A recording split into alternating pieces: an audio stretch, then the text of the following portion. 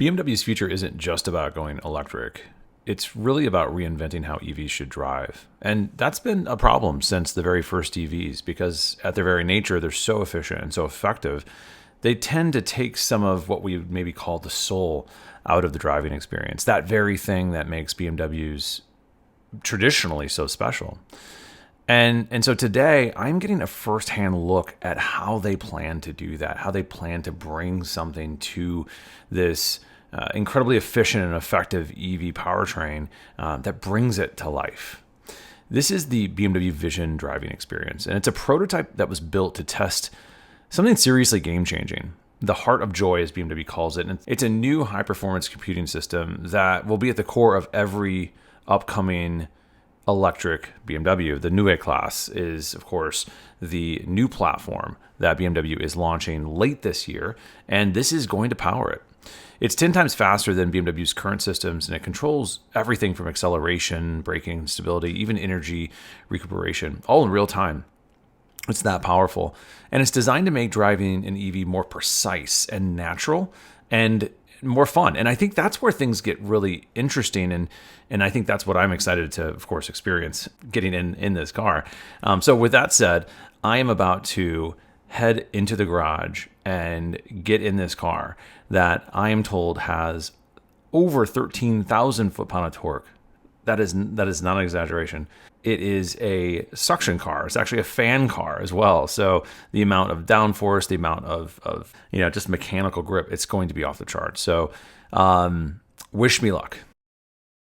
Gentlemen, in case you get motion sick, you have something. All right? You won't. Yeah, I'm fine. Just, you never know. How many laps on the Nürburgring have you done on the website? That's a very good question. I have no idea. But I raced I'm with BMW for 11 years as a works driver, and I did it every year, other than this year because I had a clash. I know. And a lot with the testing and developing. But anyways, we just take it to the track. We do 3 laps. We have different modes, but I will explain you then while driving. We start anyways very easy on the comfort mode, and then we just go from there as well. This is cool to actually see this. I know it's a pre-production. Yeah, exactly. Yeah, I like it. Yeah. So I mean, you've driven everything from BMW. How does this compare? I mean, it's very different to anything else which I've experienced before. Yeah. Let me just check. But you will see, because it's a carbon monocoque, it's already very precise and stiff. There's not so much body roll, not like in an X7 to have the other extreme. Yeah. Because of the high center of gravity, this is like really precise. Yeah. Which I like a lot as a race car driver. Yeah. But also the power output is just phenomenal. It's instant too. Because we have the different modes. We start on the comfort, then the track. And you will see on the track it gets very noisy because we have these 5 impellers in the car which suck the car to the ground. So therefore we can generate this 1.5 tons of downforce. And it's quite spectacular because of the impellers. You can do it stationary, because normally with the downforce car, obviously on 0 kph you have 0 downforce. And then if you do 200 miles you have the most. But therefore we already generate the downforce on low speed, which is I think pretty impressive. Yeah, wow. So this is really testing everything. Testing all sorts of different ideas. Yeah, right. So it's the downforce idea, the active ride height, which then can be done automatically. Here it's statically now. On low speed you can lower it, you can go up and so on. And there's the different driving modes. It's just as they said, it's a test car, which is the truth. The track still offers traction control. But the drift we do in the last lap, it's just the maximum power, at least the maximum they allow us for here. And this is without any traction control, and the power kicks in very instantly. But we just go from there, we just build it up gradually a little bit. We just manually.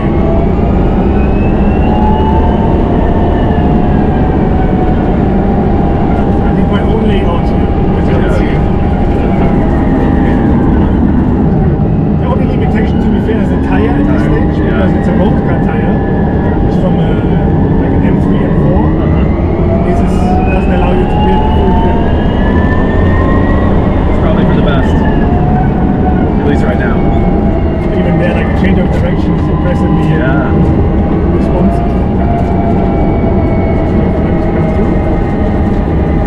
are the brakes, when you hit the brake right now, is it the motor that's It's the motor, so I don't know if I can honestly. It's very difficult to get a read whether it's a brake or not. Wow, that's incredible.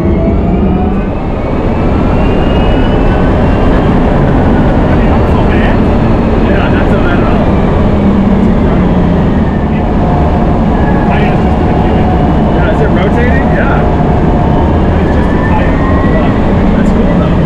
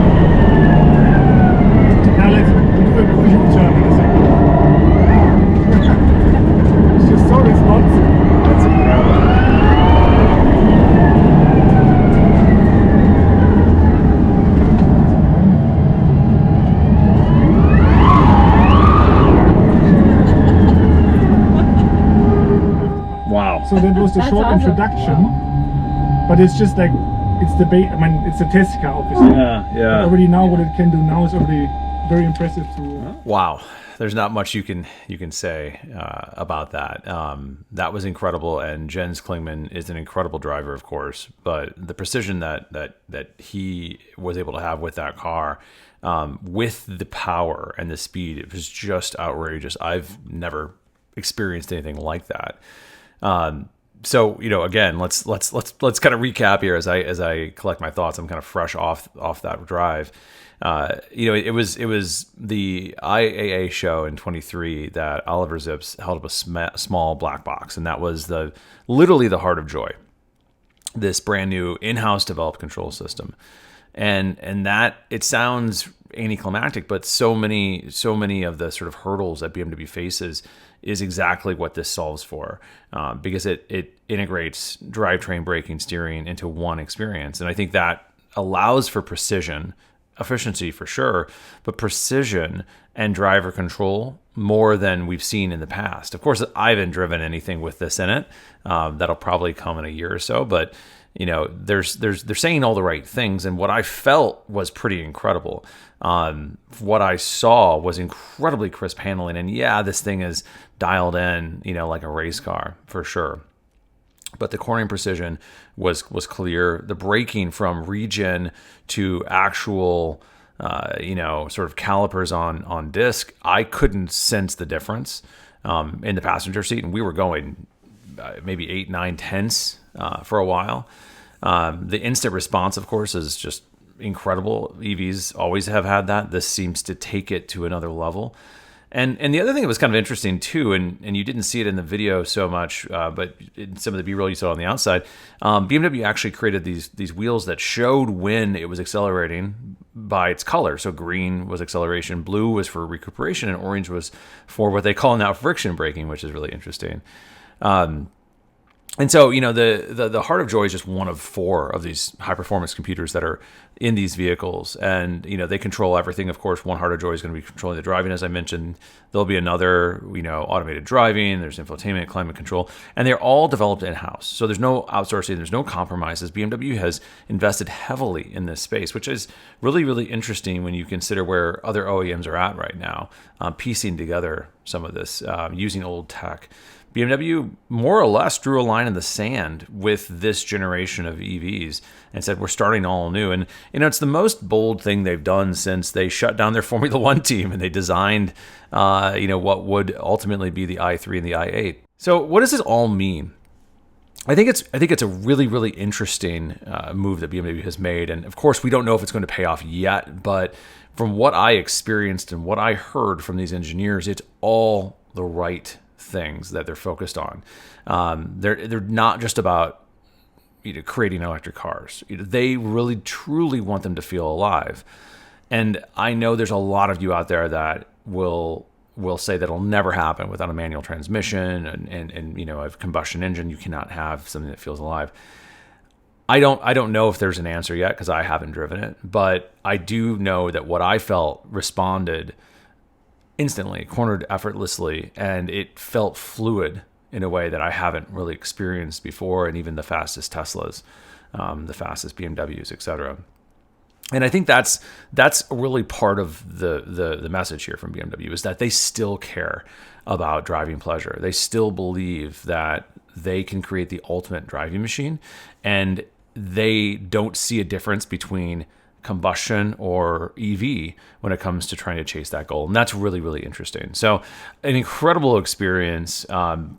Absolutely something to look forward to as we consider what this means for the future of BMW, and the future M3 as well. Was this the M3? No, it was not. This is a bespoke carbon fiber tub. There's a lot of things happening in this car that are not production oriented, but this is the tech that they are pushing to the limit to understand where the M3 goes. And that's what's really, really interesting. As always, subscribe for much, much more. Give us a like. We've got a lot more videos coming.